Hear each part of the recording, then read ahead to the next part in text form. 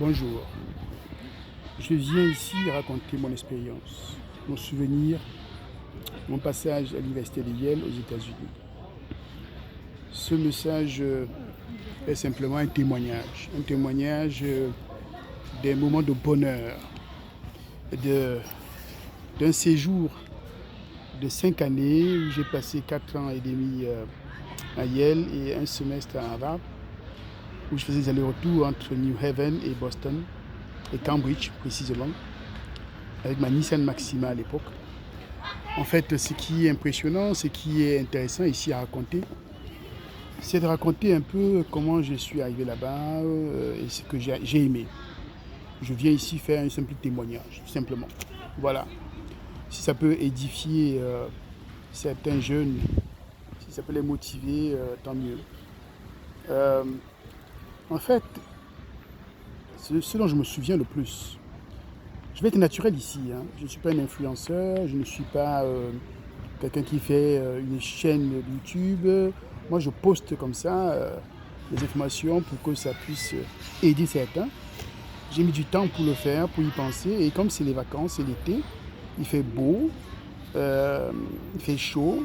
À un moment donné, on sort, comme là, on est dans un parc parisien, et puis on se dit, pourquoi ne pas profiter de ce temps-là, ce temps de calme, d'accalmie, d'appréciation du temps, du beau temps, pour raconter un peu sa vie. Et puis faire partager cela et faire profiter cela à beaucoup de personnes que ça peut aider. Voilà. En fait, mon premier point sur la question que me posait mon neveu, c'est que, tonton, la première fois que tu es arrivé à Yale, est-ce que tu peux nous raconter un peu? Moi, je vais dire une chose simple. Le premier voyage que je fais, c'est au mois de mars 98. Et je prends le vol à Paris-Charles de Gaulle pour New York. À New York, quand j'arrive à JFK, parce qu'il y a plusieurs aéroports, il y a l'aéroport de JFK, il y a l'aéroport de LaGuardia, il y a l'aéroport de Newark.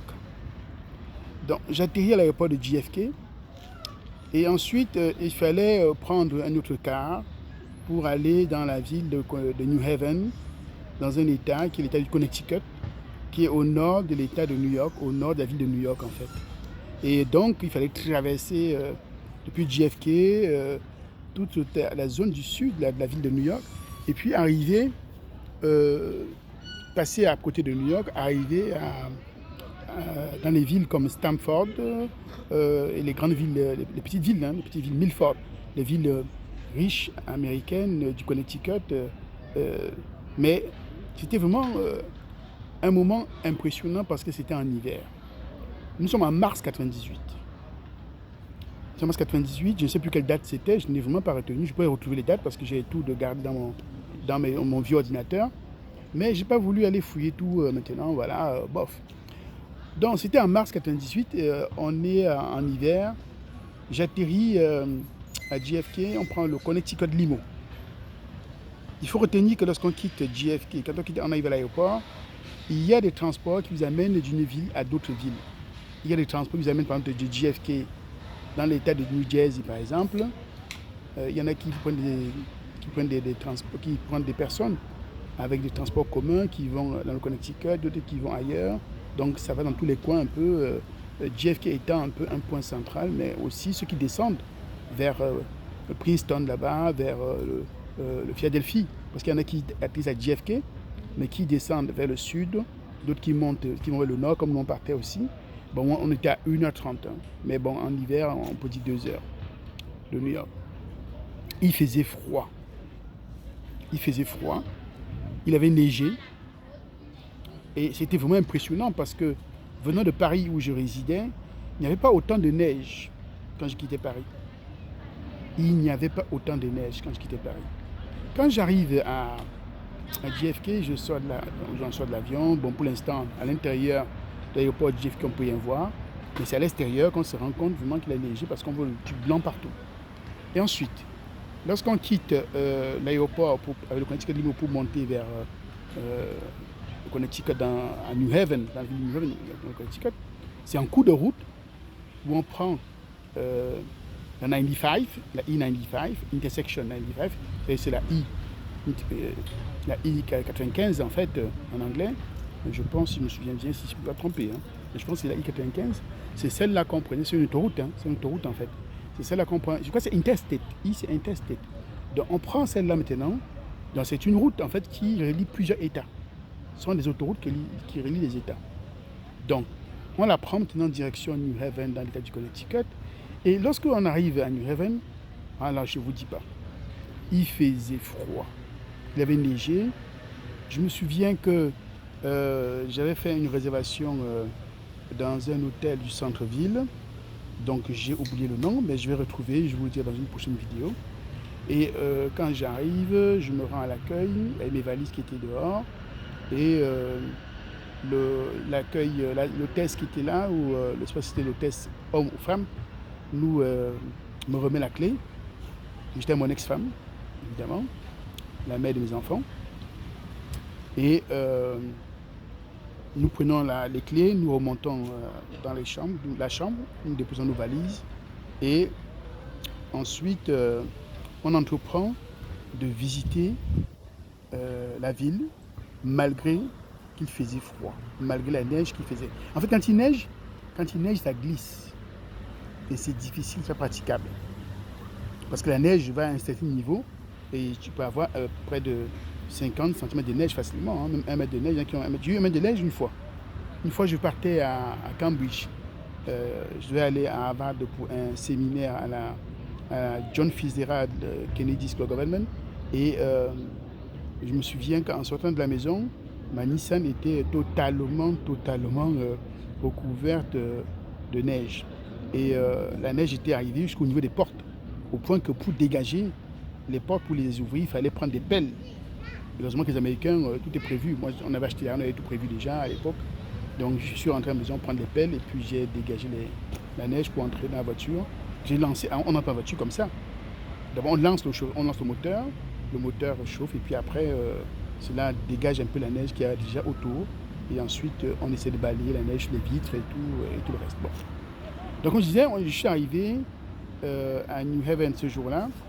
Et ce qui m'a frappé, c'était que je me suis rendu compte qu'en fait, New Haven était une ville dont le downtown, c'est le centre de la ville, était totalement occupé par Yale. Je ne pas dire pour dire à 80%. C'est le downtown, le centre-ville de New Haven, est totalement occupé par l'université de Yale. Donc quand on sort de l'hôtel, on voit des étudiants dans la rue. Et dans la rue qui est au carrefour, excusez-moi, le corner, à the next corner, il y avait évidemment la faculté d'art plastique, Architecture, School of Architecture and Art Design. Et c'était impressionnant de nous rendre compte que, de me rendre compte que dès que je sors de l'avion, dès que je sors de l'hôtel, je fais 2 pas, je me dis sur centre-ville, mais dès que je tourne les yeux de l'autre côté, je vois directement une école d'architecture avec tous les plats qu'il y avait. Il y a aussi un muséum. Il y a un muséum d'art moderne qui est aussi juste au centre-ville de New Haven. Donc c'était impressionnant, c'est pour ça que je disais, je vais te faire un témoignage pour raconter un peu. C'était des moments intéressants. Alors, quand on arrive, pourquoi on est parti en mars? Pourquoi je suis parti en mars? Je pars en mars parce qu'en fait, j'ai reçu l'admission.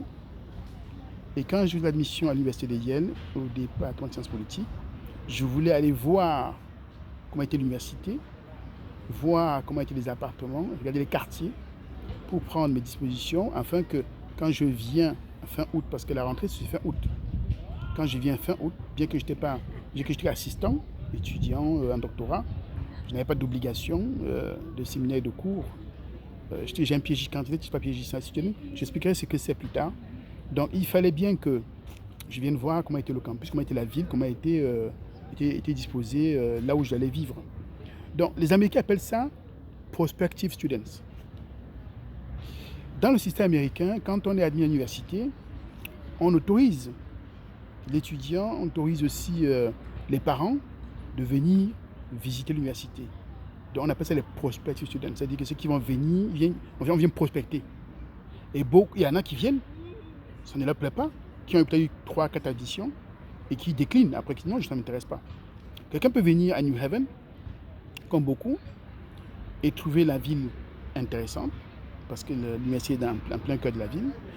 D'autres iront à Harvard, trouver que c'est en banlieue, c'est à Cambridge, pas Boston, et diront, je veux vivre à New Haven, dans le centre-ville, qu'à Cambridge. Il y a des choix. Les Américains, hein, les jeunes ont souvent des choix qui nous dépassent, des choix qui sont les leurs, en fait. Ce n'est pas seulement l'université qui compte. Bien sûr, le rêve de chaque Américain, de chaque jeune étudiant américain, c'est d'aller à Harvard. Et après, c'est Yale. Et ensuite, après Yale et Harvard, vous avez MIT qui est troisième, Brown University, il y a d'autres encore. Donc, c'est ça qui est intéressant. Donc, ce sujet, c'était donc un souvenir de mon passage, de mon arrivée à l'université de Yale en tant que prospective student. Le titre même de ça, ce que je mettrai ici sur, si je mets en ligne, ce sera mon passage, mon arrivée à Yale en tant que prospective student. Voilà le sujet que je mettrai. Mon arrivée à Yale en tant que prospective student. Donc, je vais essayer d'arrêter la vidéo à ce niveau pour ne pas être trop long. Je posterai des vidéos chaque 2 jours à peu près, afin que les gens n'aient pas à être alourdis par l'histoire et puis passent une demi-heure, 1 heure à regarder mon témoignage, mon histoire personnelle qui peut intéresser certains et pas tout le monde, évidemment. Mais moi je dis encore, c'est juste les témoignages que je fais. Si ça peut motiver certains, tant mieux. Si ça ne peut pas, c'est pas grave. C'est juste un témoignage. Je ne fais pas cette vidéo dans le but d'être un influenceur. Je fais cette vidéo pour faire mon témoignage et rappeler cela. Je vais faire des séries de vidéos. Je vais en faire plusieurs. Ça, c'est la première. Je compte en faire plusieurs. Peut-être une vingtaine. Raconter mes histoires, mes beaux souvenirs, mes meilleurs moments. Et rester connecté. Voilà. Merci.